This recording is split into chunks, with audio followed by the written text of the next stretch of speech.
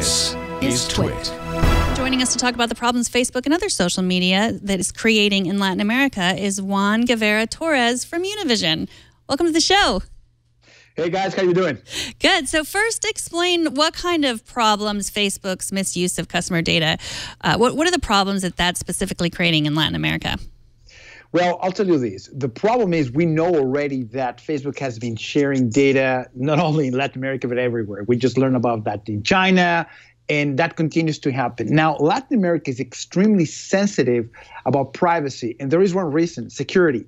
So when you have a company as Facebook sharing information about what's going on, and the Latin American market is extremely sensitive because of security, because there is kidnappings, because there is a problem when you post things on Facebook that they're replicated and the bad guys look at it, there's definitely a problem. Now, in this case, we know already the relationship between the US and Latin America is not the best right now.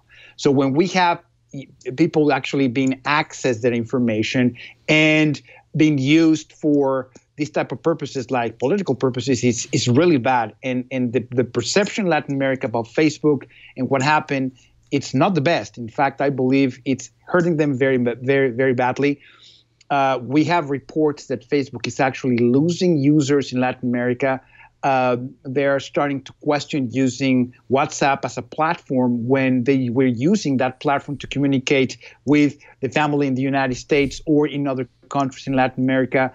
People are stopping the use of Messenger, for example, and that's bad for Facebook because Facebook wanted to expand to Latin America. They've been using Facebook to put the government, I guess, in check, because social media was a very powerful tool to make sure that democracy was going on, and all this that is happening is backfiring on them pretty badly. So when you look at what like Mark Zuckerberg is doing, and when he speaks to Congress, do you feel like he and the other people that at Facebook like have an idea, like a global understanding of these specific needs and situations in Latin America? I really don't think so. I think Facebook is trying to appear local in different markets. They're trying to be local and be global at the same time, and that's not working in Latin America at all. Again, what I see happening is the perception of Mark Zuckerberg in Latin America is, well, this is the guy that is selling our information, our pictures, our videos, the pictures of our kids to other companies for advertisement. I also believe that what is happening is essentially people are looking for other choices. There is no other social network as Facebook. I mean, there were some other intents in Latin America, but we are looking at people trying to build another social network besides Facebook in these countries. We've seen that actually in Russia, like there are other social networks. And there are developers in Latin America looking for an option right now to build a new social network that is an alternative to Facebook. That's why, for example, Instagram, which also it's a Facebook product, it's becoming more popular because it's very limited what you share there. I mean, you have pictures, either you like them or not. You can kind of follow your friends there as a social network. But we have to understand Facebook was used in Latin America for communication purposes with their families. In Latin America, the family is what actually built a society. In the US, it's the individual. In Latin America, it's actually the families. So when you're attacking the privacy of the families, that's not perceived well. Interesting. I'm curious about the General Data Protection Regulation, the GDPR. We've heard about this especially intensely the last couple of weeks over in the EU. I'm curious to know how this could influence or affect some of these Latin American countries, influence legislation in those countries specifically. Do you have an idea of what's going on in that regard? Well, actually, yes. There were some different movements in Latin America. For example, one in Mexico where people actually used Twitter to put the government in check. There was a tax reform that was going on in Mexico right now. And then we'll talk about the elections in a second in Latin America that is happening right now. But there was a tax issue that the government wanted to push forward a few years back. And What happened was people went out on social media, Twitter. They use Facebook, but they mainly use Twitter. And the government needed to actually back out of the legislation that they wanted to do. So that was a big deal. Now, right now, the elections in Mexico, for example, that are going to happen in the next 2 weeks, are being run on social media because the media in Latin America is questioned in terms of the freedom that the media has in Latin America is non-existent. The way the system works is that media, television, radio, newspapers are controlled by the government in some sort. And the way they control the media in Latin America is by budgets. Either you're a good media to us, we give you more advertisement. You're not a good media to us, we don't give you anything. So what is happening right now is the candidates and people talking about all this stuff are going to social media to actually express, put platforms online, all that to be able to express their political views. Now, in terms of what we've seen in regards to the new data regulations that are going on, we will see Latin America actually mimicking what happened in the EU just a few years back.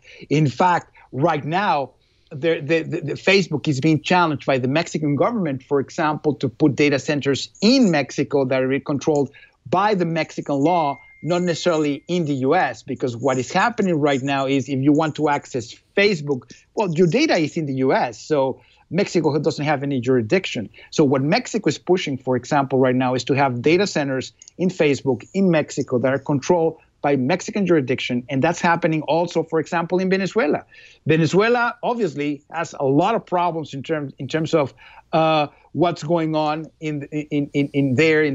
what's actually happening with the political views there. And Venezuela is also pushing Facebook to either put data centers that can be controlled by the Venezuelan government, or they're starting to block Facebook. We've seen that in the past. I mean, you have to use a VPN software to be able to bypass the blockage that is happening in Venezuela right now to be able to access Facebook. So we're looking at government, we're looking at society reacting very harshly on what we've learned on Facebook in the past year, I guess. And we're going to see repercussions on that very quickly. So moving on, I know you attended WWDC out here in California this week. What was the highlight for you?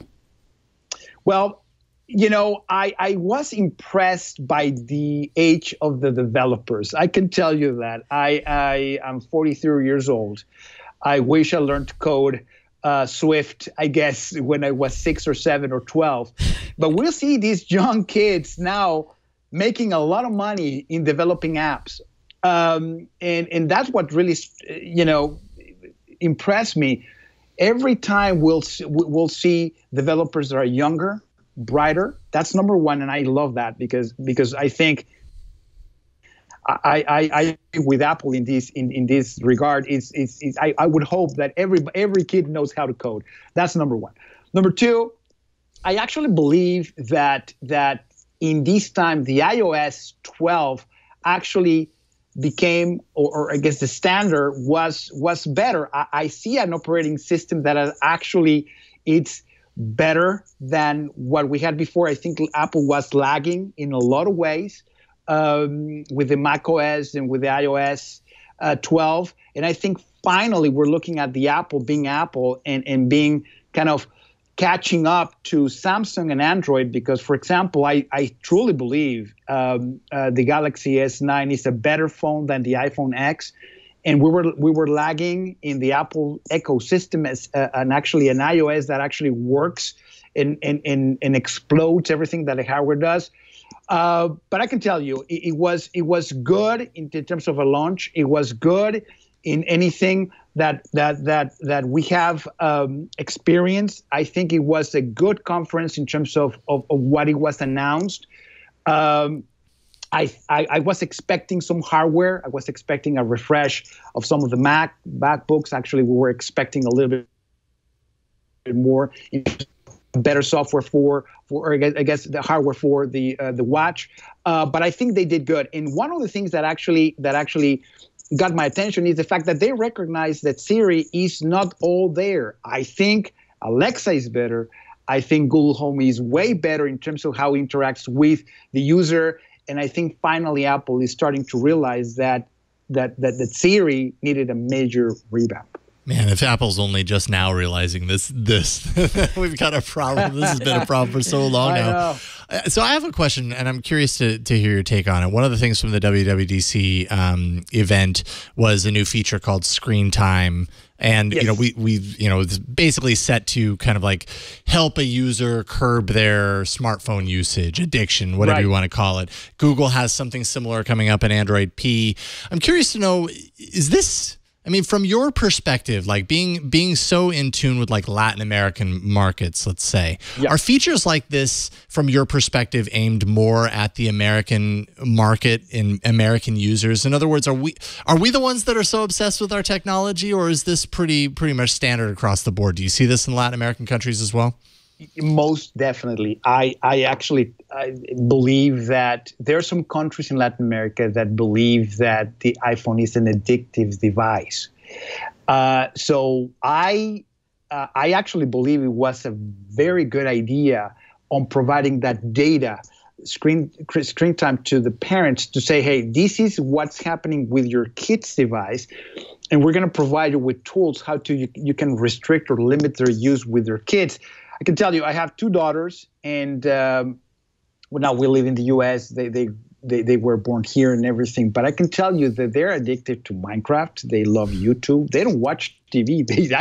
They want to see these games. Yep. And as a parent, it's an important tool to be able to tell them, hey, we love technology. Obviously, I love tech.